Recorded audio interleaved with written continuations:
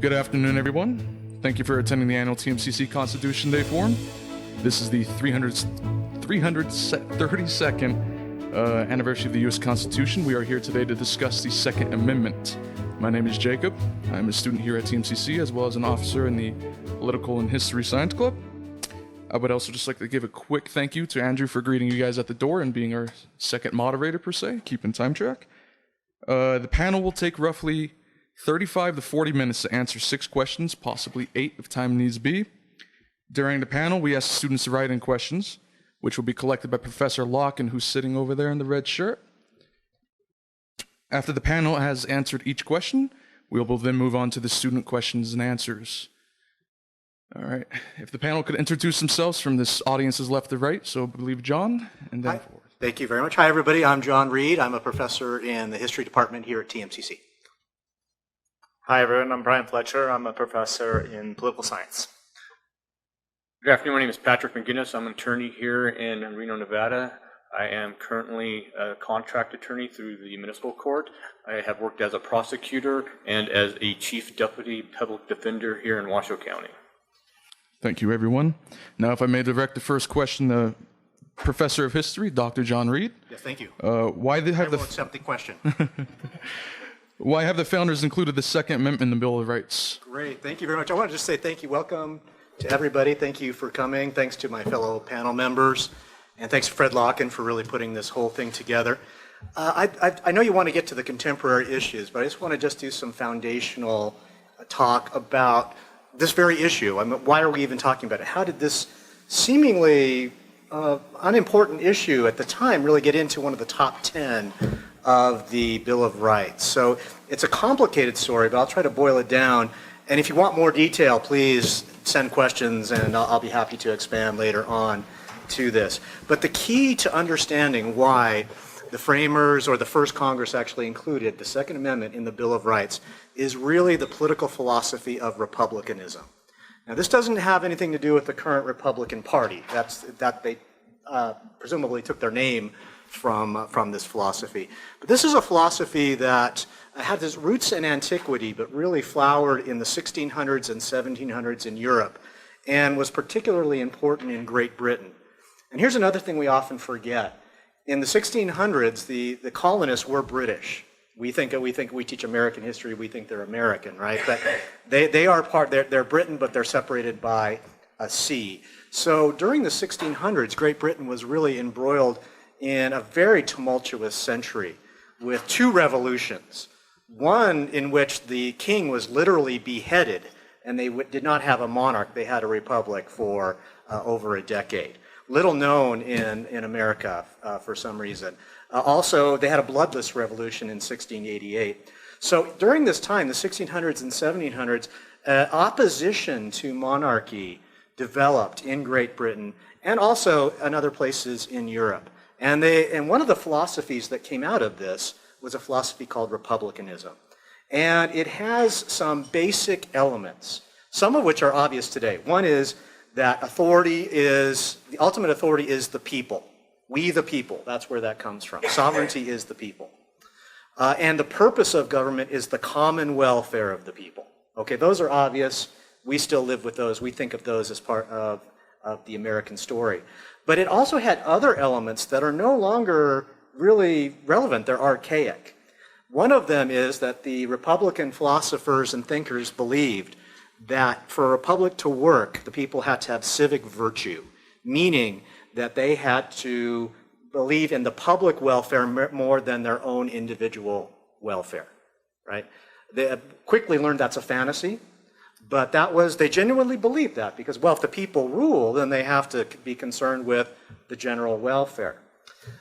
Because of that, they also became very interested in the concept of corruption, and they were almost obsessed with it.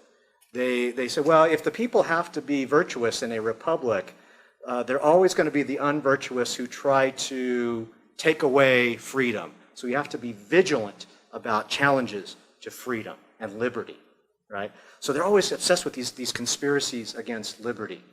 And that leads me to their concern with the issue of standing armies. So here we get to the Second Amendment. So the Second Amendment cannot be understood without the Republican fear of standing armies. In the Republican concept, the Republican theory, a standing army, which means an army in the time of peace, is one of the biggest threats to liberty you can have. So the Republican theory said you cannot have a standing army in peacetime. So the alternative to that is the militia, the citizen militia.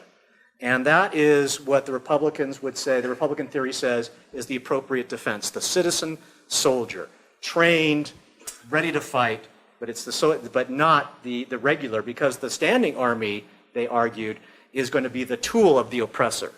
They're going to come and take your liberty away. So John Trenchard, famous Republican theorist, said in 1697, if any man doubts whether a standing army is slavery, popery, Mahometanism, meaning Islam, paganism, atheism, or any of these things, please read. And he goes on for several pages to give several examples that he thinks are standing armies taking away people's liberty. So when the colonists in North America, when their interests began to diverge from Great Britain around 1750, and especially after 1763, they looked around for some reason. They knew something was wrong, but said, how can we justify? They felt like there might be a break coming.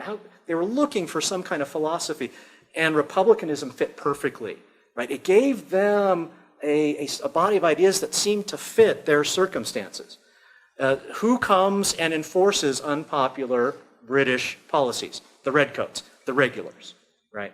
So what in 1768, what did the British come to do in Boston? They said they came and they wanted to disarm the citizens, right? They wanted to disarm them because, for obvious reasons, for security reasons. So this is the foundation of that kind of thinking in the colonies. Now, after the Revolution, the states wrote their constitutions first. So you might be wondering, well, did the states in their constitutions put a right to bear arms? Actually, the majority did not. Some did. Pennsylvania did and Massachusetts did. But both of them phrased it in a very clear way. It's right to bear arms for defense of themselves and the state, meaning it's for defense of the common group, not the individual. But most did not contain that section. Now, one that did, and you're going to see, this is Virginia's Declaration of Rights. This is the one that Madison virtually, he edited this one to make the Second Amendment. And I'm going to read it to you because I think in Mason's original you can see the meaning of it is clear. So in the Virginia Declaration of Rights it says, quote, that a well-regulated militia, regulated meaning trained, composed of the body of the people, trained to arms, is the proper, natural, and safe defense of a free state, semicolon. That standing armies in time of peace should be avoided as dangerous to liberty, and that in all cases the military should be under strict subordination to and governed by the civil power. So what Madison did is he basically just trimmed that up, and he got rid of the standing army for a reason I'll tell you later. But you can see that the clear intent of that is that the standing army and the bear arms are intertwined. So the militia, the militia is the alternative to a standing army. Now, why did Madison not include standing army in there? Well, the revolutionary experience was clear. The citizen militia didn't work. So Hamilton in Federalist 25 goes into detail on this. But they learned that a citizen militia is not up to fighting a trained army. So the nationalists knew that a standing army was going to be necessary for the United States. So they removed that aspect from the amendment, but left the militia and the right to bear arms in it. So now why is it one of the amendments? Well, wrapping up here my first set of comments. Where's my timekeeper here? Where did he go? How much time do I have? I ran out, he says. All right, I already have gone over I've already violated the rules. I apologize. Here's just my last comment, though. Here's the meat of it. When the framers were trying to get the states to ratify the Constitution, they ran into significant objections. And one of the main objections they ran into was it did not forbid a standing army, and it did not include a right to bear arms for the militia. And the fear was of the Anti-Federalists, the record is clear on this, their fear was the federal government disarming the militia. So that's why they insisted on that. So it was one of the amendments that was proposed as a compromise to try to get them to sign on. It wasn't the one that was requested most, though. Several others, the 10th Amendment was requested most. Most of the states requested that. And I think a jury trial civil was second. More states requested that. And third, I think, was right to bear arms. But it was one of those that was requested. And it was passed in that format, you can see, containing that militia phrase. But that phrase makes no sense unless you understand this context of the standing army, the militia being the Republican theory way to have liberty and defense without having that regularly trained army to take away your liberty. That's the context in which it appears. Thank you. Thank you for your answer, Dr. Reid. This question's to the panel. How have interpretations of the Second Amendment changed over the years? And has it always been viewed as protecting the individual right to bear arms? I'll take this one. And thank you, Professor Reid, for the great introduction of the Second Amendment. It was a very volatile time when we were looking at the Bill of Rights. As we all know, the Constitution was ratified before the Bill of Rights. The Bill of Rights came around, I think, maybe 3 years later, and there was actually 12 amendments that they were looking at, but they only ended up passing 10 of those. And the Second Amendment was the one to bear arms.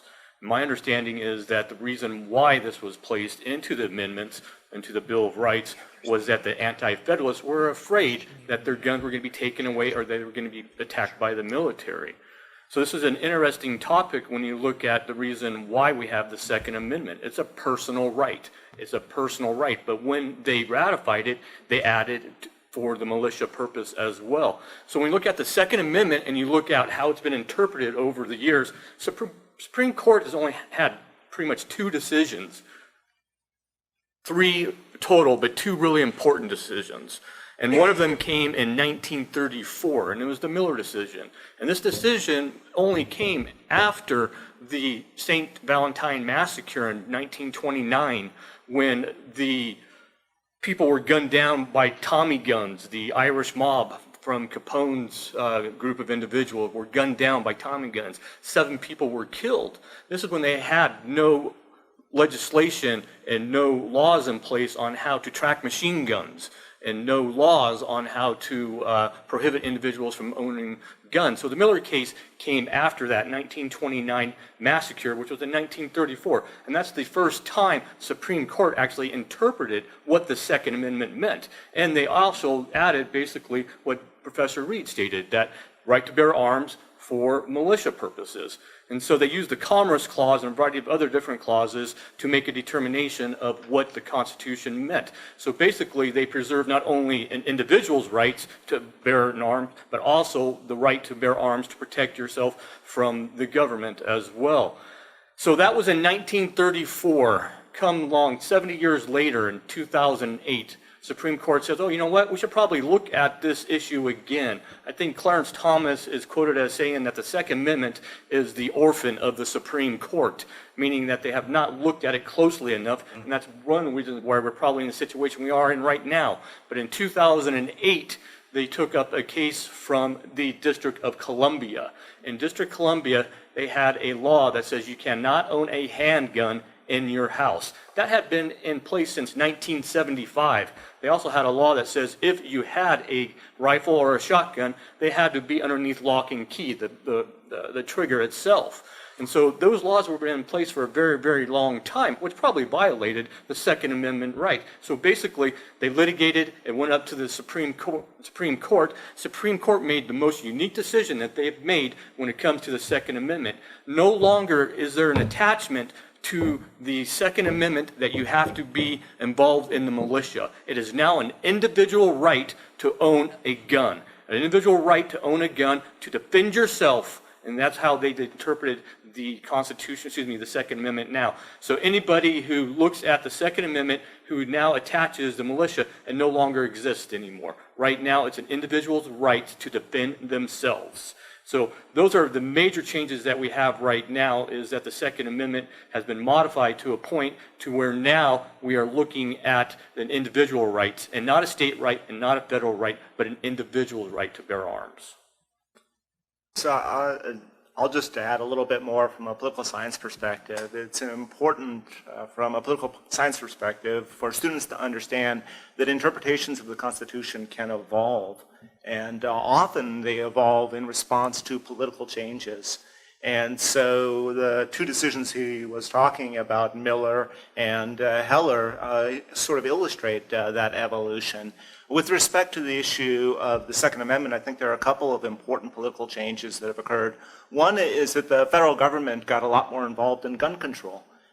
So many of my students were going through the issue of federalism right now, and you know that for most of the 1800s, the federal government just wasn't that involved in a whole range of policy issues. But in the 1930s, in response to gangland murders, the federal government got more involved. That continued in the 1960s, and that involvement definitely made the issue a lot more controversial. You actually see this in sort of the change that occurs with perhaps the most powerful interest group on this issue, the NRA. In the 1970s, the NRA started to make the argument that the Second Amendment actually protected an individual liberty to bear arms, rejecting sort of a collectivist interpretation that many previous courts had provided. And so from the perspective of political science, it's important to realize that these words aren't just set in stone. How we look at the words can change, and often those changes occur with respect to changes in the body politic. I'd be interested to hear from both of you what you think of Scalia's reasoning on the Heller decision, because while it's true that you might want it to be an individual right, the language is, the militia is in there. And to me it strikes me as a little, his argument is a little bit, trying to remove that strikes me as a little bit, I don't know, I don't want to use the word tortured, that's too harsh of a word, but he has to go a long way to working that around. Are you familiar enough with that to give your opinion on what you think of, how did he make that, how did he take it, that wording to mean the individual right? I think he looked at the Pennsylvania's, when they passed their Constitution, when they looked at the individual rights, and in dicta you can see it in there, that he was able to extrapolate based on other interpretations of the Second Amendment through different constitutions that were passed, including the one in Pennsylvania. I know that some of the dissenters were very unpleased with the way that the opinion was written, because now it opens up a new can of worms that we didn't have previously and polarizes the issue even more. Okay. I think it wasn't the, and I agree that I see that he picked some pieces of historical evidence there, like the Pennsylvania case. There, I think some people might say it looks like a little bit of cherry picking, but the other side does the same thing, right? They pick the evidence that seems to support them. But I think it's kind of an interesting issue too, doesn't he? Say that since the militia was the body of the people, if you take away the militia, the body of the people still remains. They also use the analysis that there's no militia in your house. You're in your house. Right. You have the right to defend yourself. You have the right to bear arms. And if you're in your house, you should have that right. There's not going to be a militia in your house protecting you. Right. Okay. Thank you. Yeah, for those of you who have not read the decision, it's the Heller versus DC decision. It's actually a fascinating read. It is. So I was actually rereading it in preparation for today. And John was talking about cherry picking on both sides. The Second Amendment itself is not a very well-written phrase. It says a well-regulated militia being necessary to the security of a free state, the right of the people to keep and bear arms shall not be infringed. And one of the reasons why it is somewhat difficult to interpret is because, as John was talking about, it wasn't discussed at the convention, right? No. It was a small part of ratification conventions, right? Mm-hmm. The Bill of Rights was actually written in the House of Representatives, and in the House of Representatives, it didn't have a whole lot of discussion with respect to this specific amendment, right? There were others they were more concerned about. Yes. And as you pointed out, they changed where the phrase is in the amendment. And Scalia actually does a really fascinating grammatical analysis of the phrase. He says that the fact that malicious at the beginning of the sentence doesn't limit the purpose of the rest of the sentence. And he suggests that from I guess really an English professor's point of view, that an individual interpretation is appropriate. I have to confess, I wonder what Madison would, how he'd feel about it. I mean, I'm not sure that they were thinking that sort of textual analysis would occur 200 years later. I often think we give the framers a bit too much credit. They chose their words purposely, but I don't think that necessarily they thought that the words were going to undergo a significant grammatical analysis later on.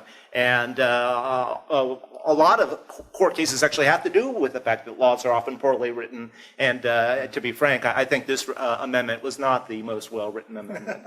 So. Talk about tortured. I mean, yes. Yeah. Thank you, gentlemen, for the answers. If I may ask another one, do other countries constitutionally protect the individual's right to bear arms? If so, why is it uncommon? So, as the political scientist on the panel, I'll try and address this. It's actually relatively rare. I haven't actually gone through the world's constitutions, but there is a comparative constitution project that actually has. And what the political scientists who have gone through all the world's constitutions came up with is that there have been a total of 15 constitutions in the history of the world which have articulated an explicit right to bear arms. Of those 15 constitutions, just in 9 countries, and almost all of those countries, I think the exception is Liberia, were in Latin America. And for those of you who are political science students, what basically happened in the 1800s in Latin America was they threw off the yokes of colonialism and they tried to create democracies. And they looked at the United States as a model, and they just basically used the U.S. Constitution as the model for their constitutions. Same with Liberia. And that's also, I think, what happened with Liberia as well. And so right now, in 2019, it's my understanding that there are just a handful that still do protect the right to bear arms. What's happened with most of those Latin American constitutions is that they've been rewritten and the right to bear arms has been excluded. So they decided that wasn't part of the American experience that they wanted to continue to hold. Apparently Mexico does protect the right to bear arms, but in doing so, they actually have a qualification on it. They say it's not unlimited. The same thing is true, I believe, with Guatemala as well. So the only country in the world that has an and we'll discuss what unregulated right to bear arms means in just a couple of seconds, is the United States. So depending on how you interpret it, it may or may not be unregulated, but the other constitutions actually explicitly in their constitution say you have a right to bear arms, but it's subject to government regulation. The U.S. doesn't explicitly say that. Doesn't the Heller decision, though, say something like that? Doesn't it say that Scalia says you have the right to bear arms for personal defense? But I believe there's a clause in there I'm certain there's some clause that says this does not exclude some regulation. Yeah, so I was alluding to the, yeah. So even though in the amendment itself it doesn't mention regulation, my interpretation of the Heller decision is that it allows for further regulation. I think that's actually kind of our next question. Like question number 3. So just to make sure we're all on the same page, the next thing we're going to talk about is what sorts of regulations are allowed. So I'll just quickly ask a question then. What limits on personal gun ownership does the Second Amendment still permit? You're surprising me with that question. I'm sorry. No, I'm kidding. I apologize. I was joking. Go ahead. So we're looking at the Second Amendment now in 2008 with the decision that came out of the D.C. Heller giving an individual a right to bear arms, not being associated with any type of militia. So the question is, what type of limits do we still have with the Second Amendment? Try and look up each individual state and look at the rights you have and the rights you don't have. Every single state is different. You'd think that there would be a federal uniformed law stating that these are the rights that you have to bear a firearm. It is not that way. It is not written that way.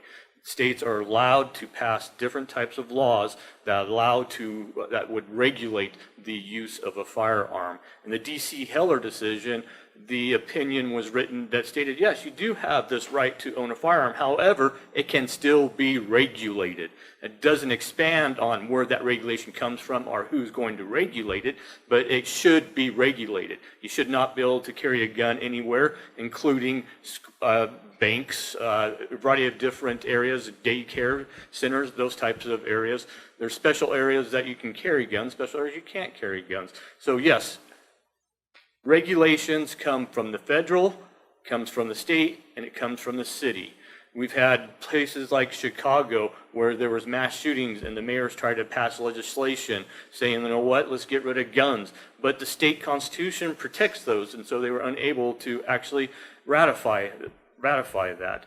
So when you're looking at the regulation and your protections, you have to look at each state and answer that based on the state. For example, is it federally legal to own an assault rifle? Yes, it's federally legal to own an assault rifle. From 1994 to 2004, it was illegal to own an assault rifle. There was an act passed by, I think Clinton signed off on it, where you could not own an assault rifle. Now, federally, you can own an assault rifle. It is not against the law. However, if you live in California, you cannot own an assault rifle. And you cannot own an assault rifle in a variety of other different states as well. So when you look at the Second Amendment, how it's being regulated by the courts, whether it's a state court or a federal court. It's being regulated by the state legislatures, federal legislatures. It's being regulated by the cities, and it's a complete mess. So every state that you go to, the laws are different. Hopefully now we have some bipartisanship when we're looking at the red flag laws, and we'll talk probably a little bit more on that, but it appears that it's time for some bipartisanship, and hopefully it happens. Yeah, just to build on what Patrick was talking about, rights are not absolute. There are limits, and even though the Second Amendment doesn't articulate those limits, in the Heller decision, Scalia says that there are a whole variety of regulations that he thinks would still be acceptable, even with an individualistic perspective on the Second Amendment. So he said that he thought that age restrictions would be acceptable, that there would be restrictions in terms of who could purchase a gun if you were a felon. And there are a variety of other regulations that individual states have enacted and that the federal government has enacted, including assault weapons. I don't want to go through all the regulations. I would say, though, that sometimes I do wonder if the Heller decision isn't going to be quite as important as many people think it is. So it definitely articulated an individual right to bear arms. It didn't say, though, that right was absolute. And I think that most of the serious gun proposals that are being considered either in Congress or by most states, courts would probably uphold. And in fact, I think since Heller, the vast majority of gun regulations have been upheld, something like 90 to 95%, correct? That's correct. California is kind of going in an opposite direction right now. They had a law in place for a long period of time, I believe 10 years, where you could not have a high-capacity magazine. There's a federal judge that recently took that up and overturned that. Now there's a new lawsuit there going on trying to ban the assault rifle, try to take away the ban on the assault rifle of California. But you're right. I don't think that this decision is going to change the game. I think it's probably going to change the players and the direction that we're going to go, but it's not going to change the game. Thank you, gentlemen. Next question is addressed to the panel. What are the contemporary issues about guns and guns controls, given that the large percentage of populations routinely express support to expand background checks and red flag laws and polling? Why has Congress failed to act? We have a couple of different main issues, in my opinion, that are going on right now. First off, we have closing the loophole for purchasing guns at gun shows. That's a real significant contemporary issue. The other issue we have is the red flag laws. And those who are not familiar with red flag laws, I'll give you a little bit of history on it. Connecticut was the first state in 1999 to pass a red flag law. Red flag law states that I can take your gun away through a petition, through the court, if I find by clear and convincing evidence that you're a harm to yourself or a harm to somebody else. It's not only to stop mass shootings, it's also to stop suicides. There's been a lot of studies suggesting that the law that was passed in Connecticut in 1999 saved a lot of lives. But when we're looking at red flag laws, we're looking at both procedural and substantive due process, meaning that they just can't go in and take your gun away. You have to file a petition with the court, and each state has a different process where it goes through the petition, meaning that sometimes a family member can file it, sometimes law enforcement can file it, sometimes medical practitioners can file a petition, but they have to show by clear and convincing evidence that you're a danger to yourself or you're a danger to somebody else. And if they can show by clear and convincing evidence, they can take away your gun. There's also ex parte hearings, meaning that sometimes the procedural due process goes away.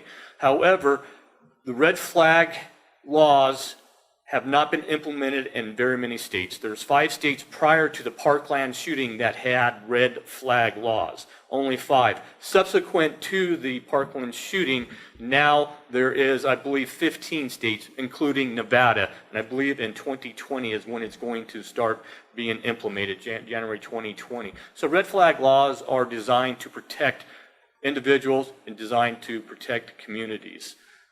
Is it your opinion that that will hold up in the courts if other states pass those? It has held up in the courts. I mean, you're looking at what type of test are we looking at? A rational basis test, a strict scrutiny test to make a determination of what protected interests we have as a community to protect individuals. I think as we see what has occurred over the last 10 years with the mass shootings, it would be idiotic for any court to state that red flag laws don't protect people, because the Parkland shooter had been called, the police had been called to his residence 30 times. They knew about the threats that he was giving. They knew about his mental instability. They had all this evidence that if they had red flag laws, this potentially could have been avoided. They could have had an ex parte hearing or had some type of petition filed and taken the guns away from this individual. So one of the things that I talk about in my classes is that the NRA is powerful not because of money, but because of the intensity of people who support the NRA. So the NRA says that it has about 5 million people as members, but when we poll the American public, about 15 million actually say that they identify with the NRA.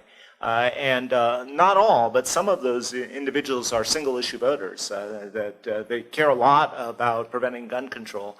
They turn out in elections, and they're a vibrant voice. One thing that has fascinated me over the last couple of years is even though there's a lot of polling that says that background checks are wanted by about 90% of the population, when you actually put a background check on the ballot, it's not a 90-10 vote. In Nevada, when background checks were put on the ballot, it was, I think, 50.4% to 49.6%.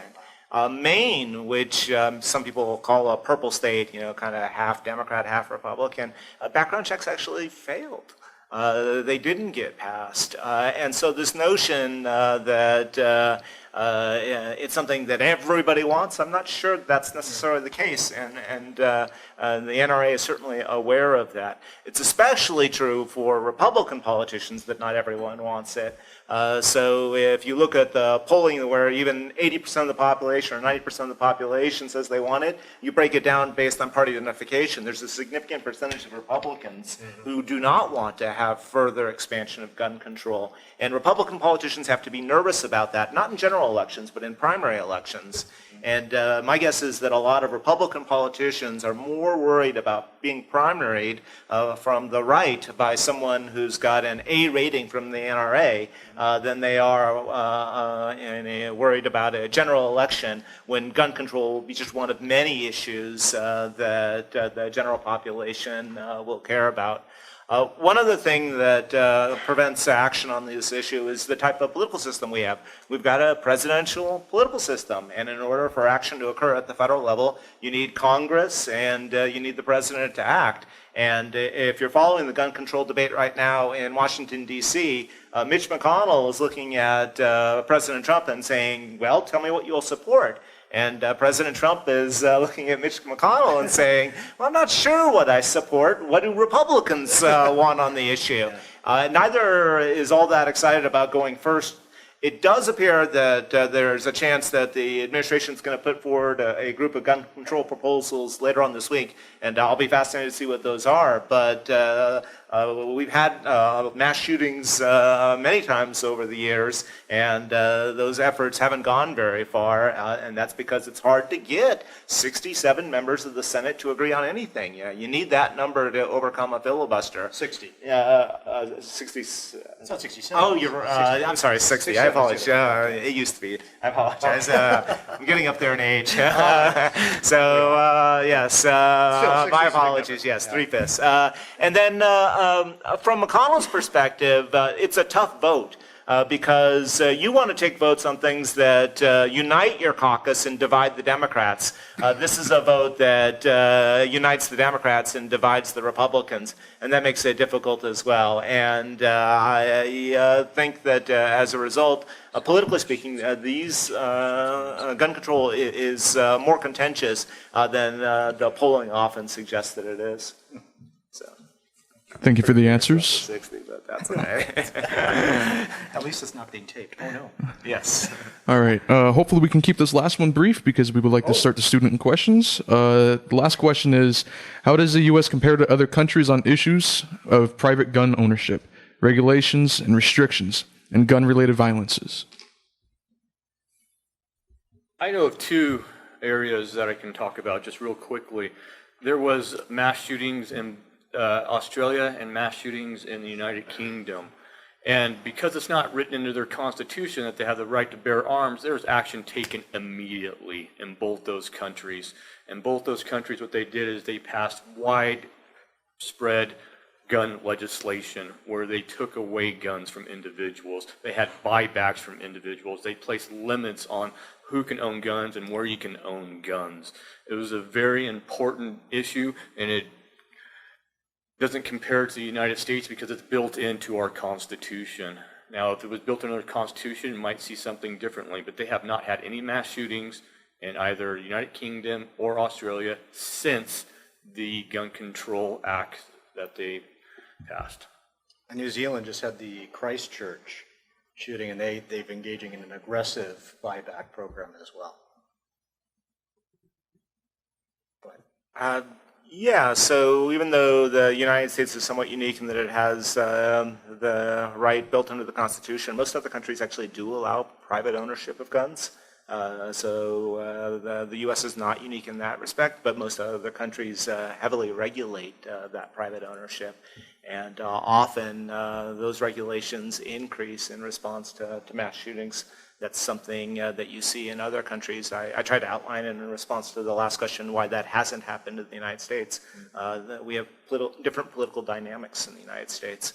And so in New Zealand, you don't have to, it doesn't deal with the filibuster, right? You don't have to deal with the NRA. Those are issues that are unique to the United States and make passing gun control legislation more difficult. Thank you. Now, student questions answers. The first question would be, when and why was the NRA established?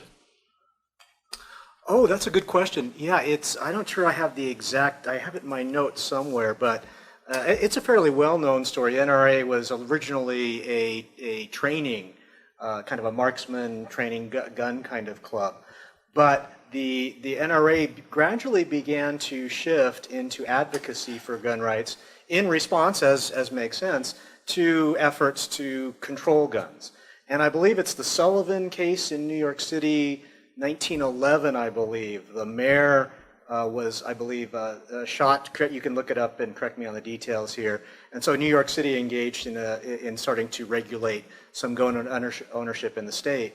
And this is often seen as when a turning point for the NRA when they begin to advocate more. The Miller decision is a second one, but it's the 1968 Gun Control Act that really galvanized the NRA and turned them into the gun rights advocacy group that we we know now. So it's existed for hundreds of years, but I would say really just in the 20th century, it's the NRA we know now, an advocacy group and not just a shooting club. Unless you live in San Francisco and they're considered a domestic terrorist group. San Francisco just recently passed ordinances declaring, and the NRA is now suing San Francisco because they don't believe that they're a domestic terrorist group. I think they might win that suit. That's Thank you, gentlemen. Next question would be, how might the Second Amendment be interpreted over the next 100 years? Oh, wow. On your swamp. Yeah, I was going to say if I could foresee the future, I'd start betting on the financial markets, and I wouldn't be here. As I mentioned earlier, interpretations of the Constitution can change. One thing that Patrick was talking a little bit about is how we view gun regulations can change as well. So there are levels of what's called scrutiny. And he was talking about a rational basis test for interpreting whether gun control legislation is allowed. And he could talk more about what that actually means. I believe that the NRA would actually like to increase the level of scrutiny all the way to strict scrutiny, right? They would like it so that pieces of gun control legislation, it would be more difficult for them to justify. And the courts would, and you can talk about what that would actually involve, but it would mean that perhaps more gun control would be invalidated. As I talked about earlier, I think that those changes in interpretations would be driven by politics. So, for example, you have more judges on the bench that believe in that interpretation. Those judges are a reflection of a Republican Senate and a Republican president putting those judges on the bench. The changes in the NRA that John was talking a little bit about, changes in our political system as the parties are realigning and Republicans are increasingly reliant on rural voters where guns are more of an issue, and Democrats are more reliant on urban voters where gun control is more popular. All of those things, I think, could lead it so that you could see a change in how the Second Amendment is interpreted. Do you want to talk a little bit about the scrutiny levels, maybe? Certainly. When you look at making a determination on whether a law stands up, especially when you're looking at a right, especially in the Bill of Rights Second Amendment, the courts make interpretations based on a certain different tests. One of them is strict scrutiny test, there's one that's an intermediary test, and there's one that's rational basis. So in order for a state to pass a law that takes away portions of the federal right, there has to be a rational basis. And they generally use the 10th Amendment, and they basically protect their police powers is basically what it falls underneath. Welfare, safety, a variety of different other types of rational basis. So when an ordinance is passed, for example, let's take Chicago, when the decision came out where they were going to ban the handguns, and then they figured, DC banned the handguns, and then they decided not to. Well, what happens? The city passed an ordinance saying, hey, you know what? Maybe handguns are legal now. You can own them in your house. However, you can't own one anymore that you can load from the bottom anymore. So they look at that and they do a test whether or not it's rationally related to a safety issue that potentially is in existence, which obviously is. Guns kill people. We know that. One final question before we run out of time here. With the current acts of the violence that has recently occurred within the United States, do you believe that more people will apply and obtain a concealed carry license? Will more people apply for, and what was the question again? Apply and obtain a concealed carry license. Oh, concealed, thank you. Okay. When you look at who is entitled to even carry a concealed weapon, you have to look at both federal and state law. There's a list of individuals who are not able to own firearms. You cannot be an illegal alien. You cannot be found to be incompetent or mentally ill. You cannot be somebody who has been removed from the military dishonorable discharge. You can't have a felony conviction. You can't have a domestic battery conviction. The problem is when you look at somebody who is going to apply for a carrying concealed weapon, we don't have a uniform system where all states agree on exactly who can carry and who can't carry. So will more people apply? I talked to a detective before I came here today, and he's responded to the two shootings that we've had here in the city of Reno. The one that was at Renown and the one that was at the Sparks Middle School. And police officers are trained that the only way you stop a mass shooter is killing them, right? So if we have that mentality as a whole, how is a mass shooter going to be stopped? The only way you're going to stop him is either by putting him down. So if you having a concealed weapon, that's one way to put him down. Have we increased the numbers? I don't know if the numbers increased for CCWs or not. I don't know the answer to that. So we've spent a lot of time talking about federal gun control, and you've talked a little bit about state gun control. One of the more interesting papers at our annual Association of Political Scientists this year had to do with how state legislatures have responded to mass shootings. And you might assume that the way that state legislatures would respond would be to have more gun control. The interesting thing about this paper is it actually said the opposite happened. That when you had mass shootings, that legislatures often would loosen gun control laws. And that's certainly something that has happened in Texas, right? Right, to counter that. Exactly. And now part of that has to do with the fact that most of the legislatures in the United States right now are controlled by Republicans, and we've talked a little bit about that this is an issue that is important to Republicans. There are obviously exceptions. After the Parkland shooting, Florida implemented a variety of stricter gun regulations. So Nevada has obviously done so as well. It wasn't necessarily directly in response to the Las Vegas shooting, but that certainly helped. But the premise of the question that people will react to mass shootings in different ways, I think is accurate. Not everyone advocates gun control after a mass shooting. Right. Some people's reaction is, I need to protect myself, and some state legislatures think that they need to help those individuals protect themselves. Right? I'd like to say thank you to the forum. We have run out of time right now. And thank you for all for attending. We highly appreciate it. One quick shout out to the Political Science and History Club. Yes. We are looking for multiple attendees. There's multiple offer positions open. So our next meeting is October 8th. Anyone that's walked in and received the flyers, more information's there.